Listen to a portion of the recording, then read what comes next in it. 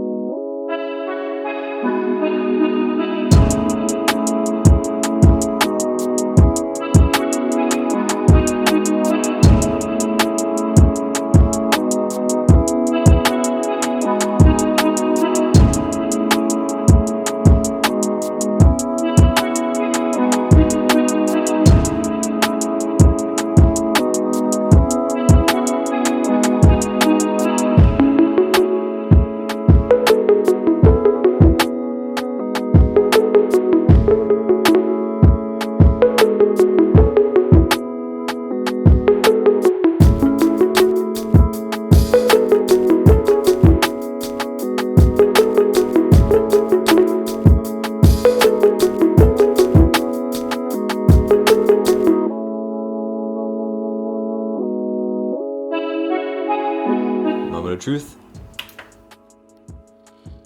Ooh! I didn't know it was RGB. Oh! Ha ha ha ha ha!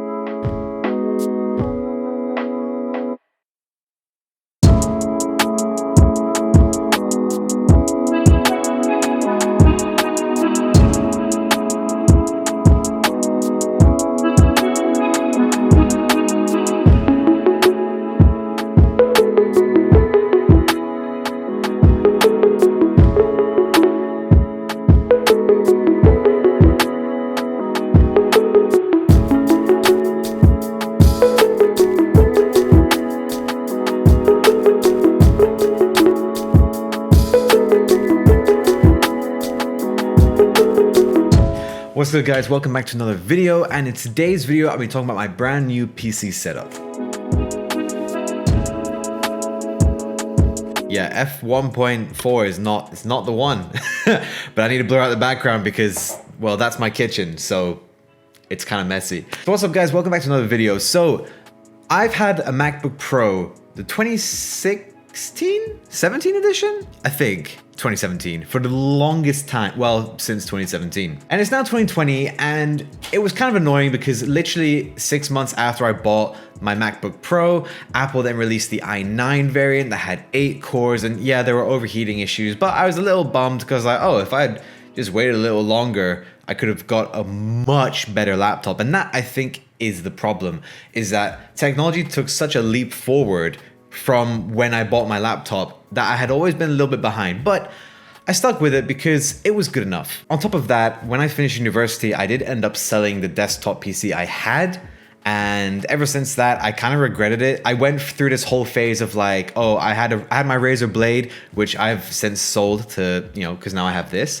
And I had the external GPU for it, and it was sick. I was like, yeah, it's like a desktop, you know, I can go out to Starbucks, do some work on my laptop, do some editing, come home, plug it into my GPU, external GPU, and then do some more powerful editing. Although, of course, I have learned since then that the CPU is more important in most cases than the GPU when it comes to editing, especially in Premiere Pro, even though Premiere Pro is slowly starting to take advantage more of the GPU. But yeah, anyway, I digress. So ever since, I have just wanted to get the not bleeding edge technology, but like the better stuff, like the 8-core CPUs, and like get 32 gigs of RAM. And with a desktop, the thing is you can always upgrade. If something's outdated, I just take it out and I put something new in. Whereas with a laptop, especially with Apple, you know, once you buy it, you're locked into whatever you've bought for however long it takes for you to afford the newer thing. I was just kind of tired of it, to be honest. I still have my MacBook Pro. I'm not gonna be getting rid of it simply because it is a good laptop. And I think for on-the-go editing, let's say I go traveling and I wanna do some editing whilst I'm traveling, then it's going to be good enough. It can handle 4K pretty well. Blackmagic Raw handles pretty well as well. It's just that when it comes to rendering, that's where things start to fall apart for me. So export times were just ridiculous, and actually more recently than previously, wait, hang on, how do I say this? More recently, I have been noticing issues with export times. So some of you may have known that I released a podcast a while ago, link in the description, and there's a video associated with that podcast, because basically the way I want to do it is like it will release on Spotify and then the video version will release on Patreon. And the video version I didn't release until about 3 weeks after the Spotify version, purely because my MacBook Pro couldn't export it. It kept saying that the export was going to take 52 hours, and I'm not going to leave my laptop for 52 hours on an export, especially when it's something I use every day. Like, I don't just need it for one video, I have other things to do as well. So that wasn't going to fly with me. Now, I've exported that video on my desktop now, and easy. I left it overnight, it was just the last thing. I was like, oh yeah, I'll just leave this to go overnight. So I don't actually know how long it took. But it definitely didn't take 52 hours. Probably took only a couple of hours at most. So let's go through the specs real quick, because I don't even think it took a couple of hours. I think it took maybe at most an hour. That podcast was an hour, so I think an hour to render it is pretty decent. Okay, so the specs I went with: 8-core Ryzen CPU with 16 threads, 32 gigabytes of DDR4 RAM, clocked at 32 megahertz. I'm not the biggest PC spec guy, but I do know, I think, what I'm talking about. I then went with the GTX 1660 Super, just NVIDIA graphics card, just because I will be doing some gaming, not gonna lie, like who doesn't use a desktop to game, you know? But most of what I'm doing is editing and exporting stuff. So, you know, a lot of media creation. So that's why more money was put into the CPU, even though AMD, it wasn't that expensive. So thank you for that. I then also went with a M.2. Yeah. I also then went with an M.2 SSD, 500 gigs. Whew. I love me some M.2 SSDs. They are so fast. I have never had Premiere Pro open so fast before. And then just a little bit more. So I've got the B450 Gaming Pro Carbon AC motherboard. A bit of a budget option purely because I wanted to keep this around £1,000. And then I also have a 2 terabyte hard drive inside. It's just like I don't even know. It's just a 2 terabyte hard drive. It's not very fast. Kind of wish I got a faster one, but hey, you know, like around £1,000 for a desktop, you gotta have to cut some corners around there. And then the case I went for is this really nice white Silverstone case. I'll put a link to everything in the description below so you'll know exactly what it's called if you want to check this out for yourself. If you want to copy my build, you can go ahead. Honestly, I'm loving this build. The moment I exported something, the moment I rendered something on the timeline in Premiere Pro, I knew this desktop was a good investment. Now you may have noticed something else, and that is my monitor setup. Yeah, I'm using my TV. So this wasn't a choice that I was just like, yeah, I'd rather use my TV. It's more like the whole point was I have about £1,000 and I'm gonna put all that into the desktop. Now I already had a keyboard. I already have 2 mice actually. The one thing I didn't have was a monitor, and if I'm honest, with the current situation in the world right now, I'd rather save my money than spend it. Now, I have been getting some editing jobs, which is great, so that's why getting this desktop made sense. Like realistically, with how slow my MacBook Pro is becoming, yeah, it just made editing work very difficult, whereas now I have this, and it's just a breeze. It's amazing. So, it's amazing. It's really, really amazing. It's just so amazing. It's amazing. Okay, next. Yes, thank you. Next.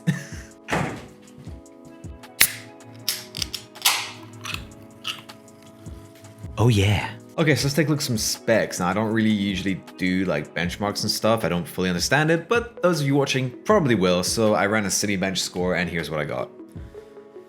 Now, it wasn't as blazing fast as like some of the stuff that Linus from Linus Tech Tips has built, but I'm not Linus. And also I don't have like the sponsors and like the budget that they have too.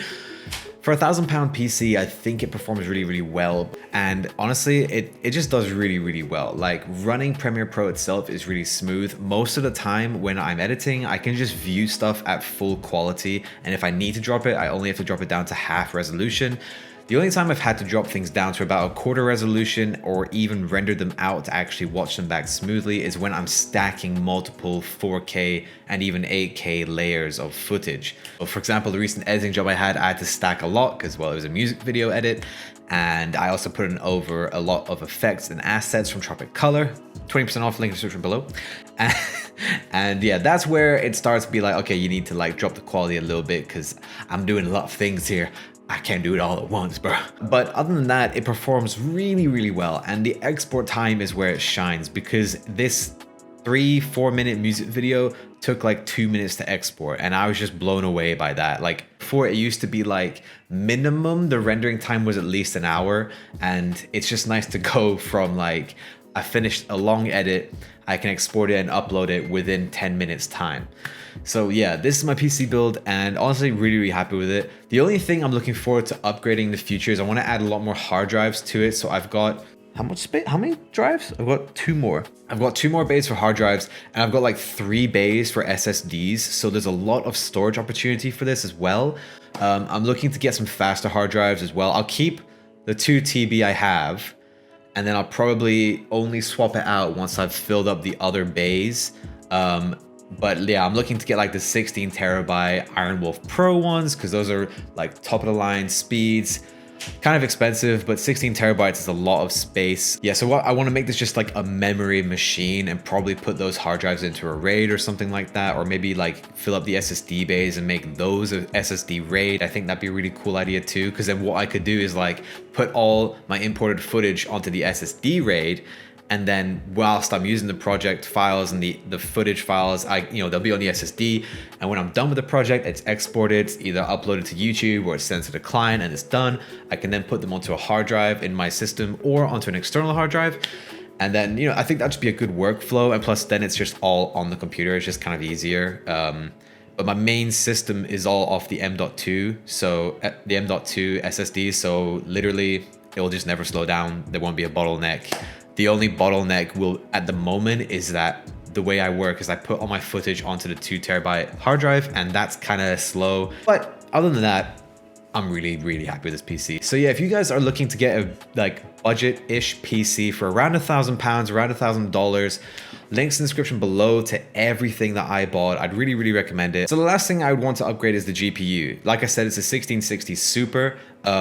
It performs really well. This is a 4K TV. It's playing a lot of games natively of 4K because I just forget. I'm like, oh yeah, I should set them to 1080p so they run smoother. They actually run really smooth. Now, obviously this TV is only 60 Hertz. It's not like it's trying to push 144 Hertz, but for the games I've played and forgot to change it to 1080p, it performs really well, even when things get pretty intense. So I've been playing a lot of Risk of Rain 2 recently with my friend, and when we get to the higher levels and there's just a shit ton of enemies and we're doing all sorts of things because we've got loads of items, never drops a frame, which is hilarious to me because it's playing in 4K and my friend's system, he's playing in 2K because he's got a 2K screen and his drops frames, like a lot of frames. So I don't know, it's crazy. I mean, the game is on the M.2 SATA, so there's that as well.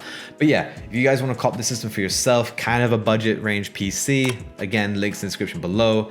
Not affiliate links, just, if you guys want to copy my system. So yeah, I hope you guys enjoyed this video. Please like, comment, subscribe, helps the channel grow. Really close to 1,000 subs, so appreciate the support, and I'll see you in the next one. Peace.